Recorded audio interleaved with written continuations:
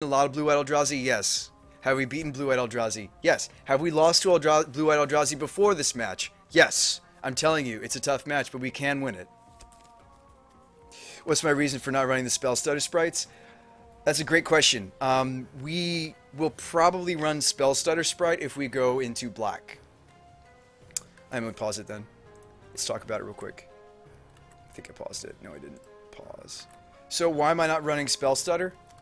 I think that the Spell Stutter sprite would be better in either a blue-black Fey wizard build. If you wanted to try that, I think it would be better in that case. I don't hate the idea of Spell Stutter though. We've thought about testing Spell Stutter sprites in the deck for sure. We did talk about it even earlier today. Maybe instead of the Faithful. You know, this is a tutorable target. You could tutor for this off Aether Mage if you have a Vial on 2, and you could counter Paths. You could counter Thought Seizes reliably, even with just a 1 of Spell Stutter in this deck even. Outside of countering bigger cards than that, you'd have to run more Mutavaults, and you'd have to run just more Fey. My Fey count is pretty low. It's only Glens in the main deck. It's actually very low.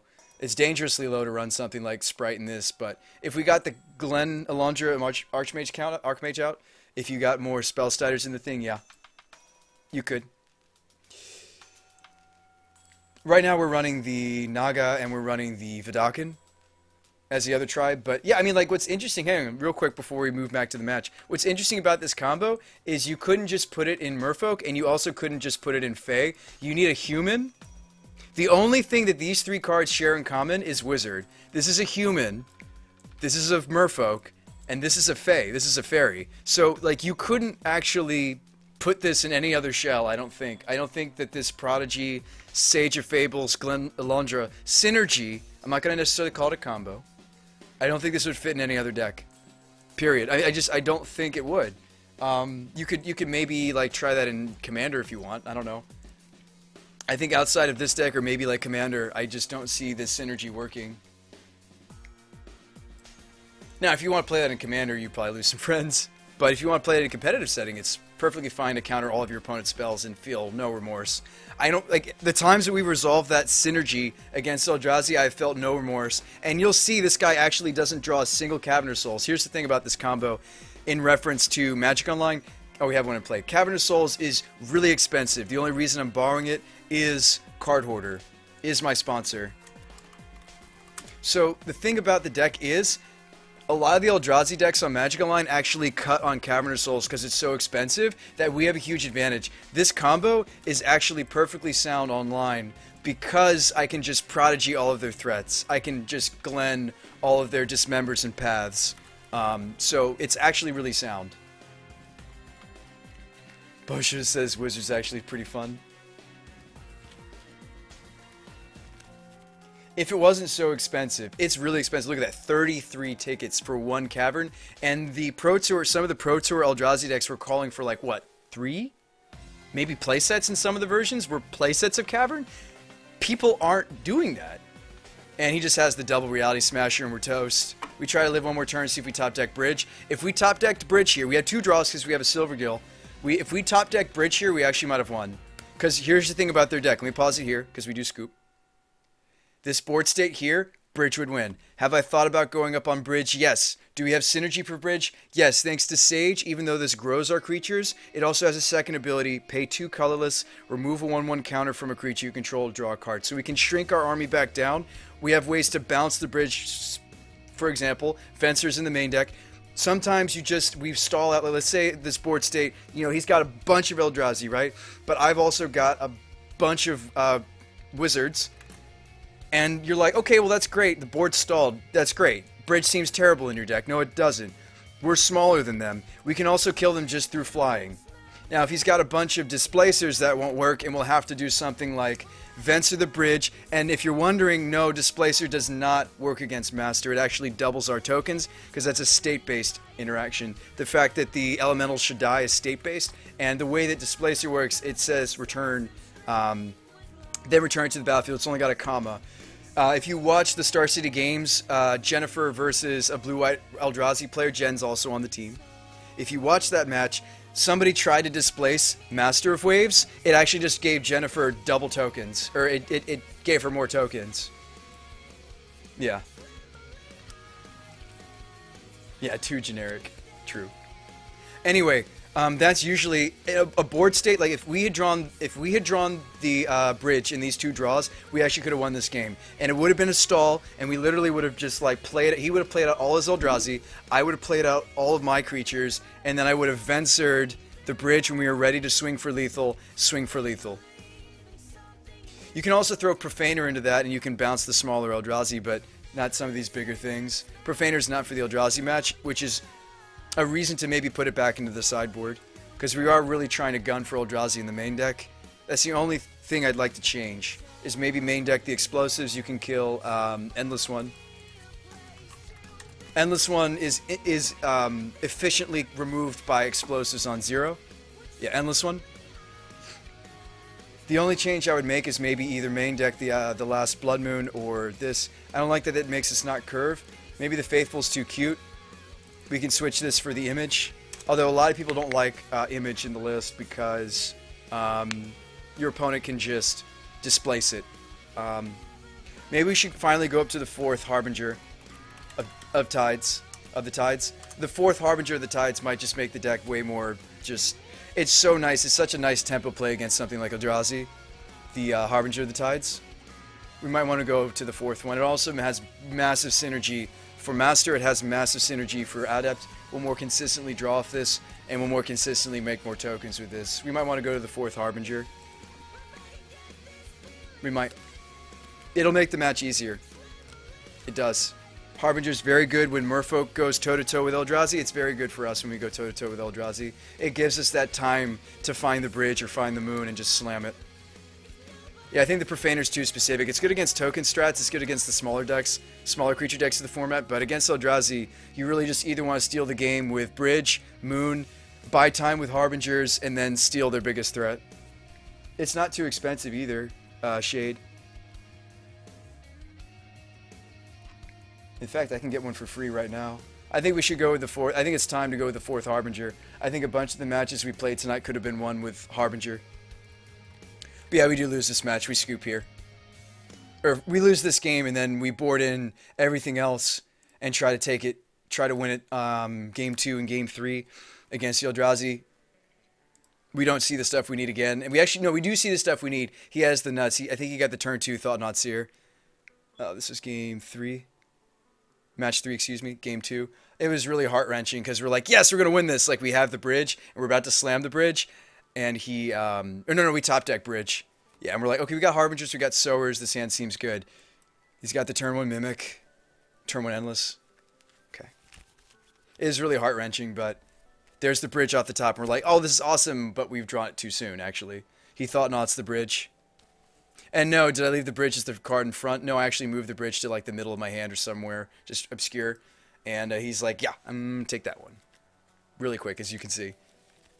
Now there I could have traded the Mutavault with the Mimic. I decided not to because, I mean, our hand's like a bunch of 4s. We go for the tempo play, which is Harbinge the Mimic. He replays Mimic. It's not much of a tempo play, though. You obviously would rather bounce Thought-Knots. And then I think about bouncing Thought-Knot. I'm like, that's pretty horrible for us, but I think we end up doing it. Yep. You do draw a card. But he will get to Thought-Knot us again. Play the Vial. And the Thought-Knot being recast isn't horrendous because now we have multiple things he has to worry about. The Sower he has to worry about. The Master he has to worry about. Obviously, both of those can be weak to removal. That's where Kira and Spellskites come into play in the matchup. We don't see either, unfortunately. And that's one of the reasons why I really like this card. The one of Master. The Vidalcan.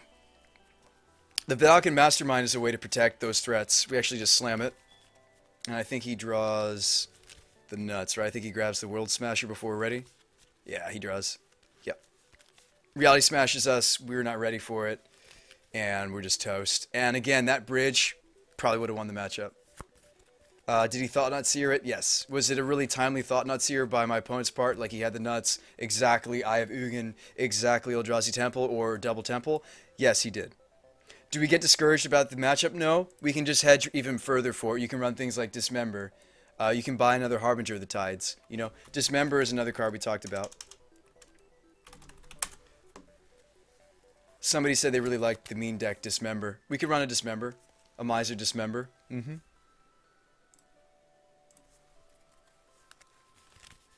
So is this a Merfolk deck now? No. Actually, our Merfolk count is actually lower than it's ever been. Let me show you. Not to say that you're wrong, but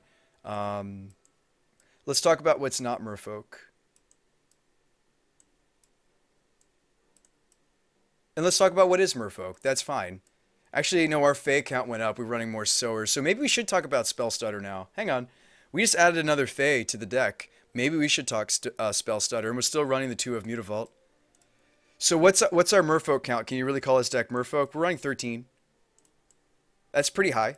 But you have to run a certain threshold before Silvergills work. If you wanted to run a different engine instead of the Silvergills, yeah, you could run the Spell Stutters. I'm not interested in the Spell Stutters, though. I like the Adepts. But we could test a 1 of Spell Stutter. Like, the first Spell Stutter basically functions as counter Thoughtseize, counter Path, counter this, counter that. Like, it basically should reliably counter all of the CMC1 spells that are being played in the format. It won't reliably counter 2s, but it could. It will probably never counter 3s. But if you wanted to run a 1 of Spell Stutter, a Miser Spell Stutter, you could. That's another card to talk about. So I think we're either buying the first Spell Stutter or we're buying the 4th Harbinger of the Tides.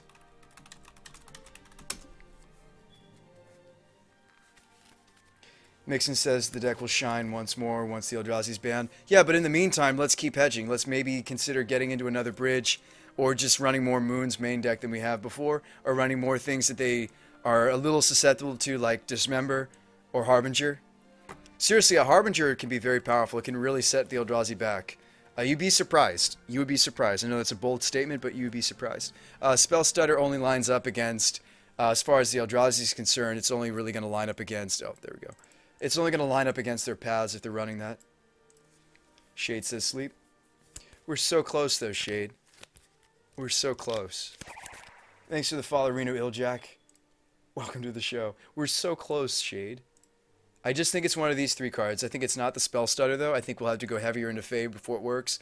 I think adding another Merfolk would be nice, because we would, like, as far as synergy with, excuse me, as far as our synergy with the Silvergills, I'd like it to be 20. Like, because you can't count the first Silvergill itself. I'd like us to have 20 enablers for the Silvergills. The only way to get that number is to add maybe 1 more fish. Or 1 more Ether Mage. Ether Mage can find a Merfolk to turn on the Adept. Mutavault's also a Fae. Well, let's talk about our synergy and let's measure it up. I don't think it's the Dismember. It could be, if we can't make up our mind. Alright, Spell Stutter. I know you guys really want me to get a 1 of Spell Stutter at least in this deck. I understand that. I get that.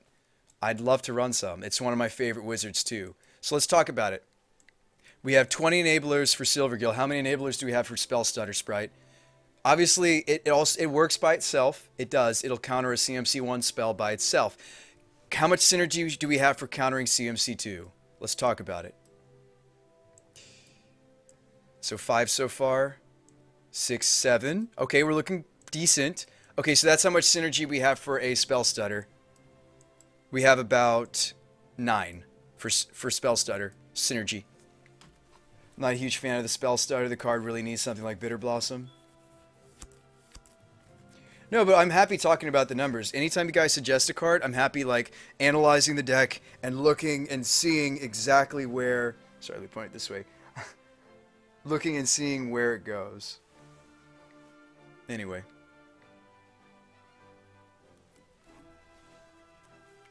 It isn't increasing the deck's power level, in my opinion. Yeah.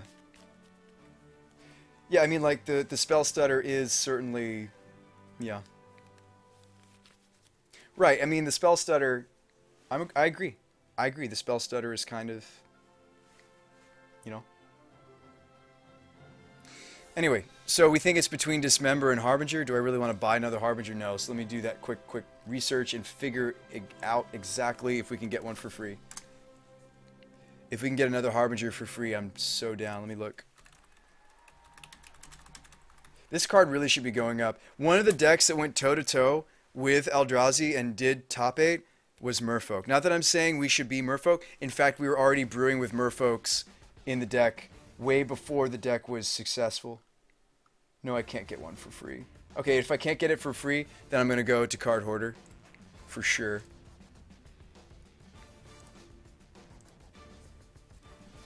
I do, Corthian. What's up?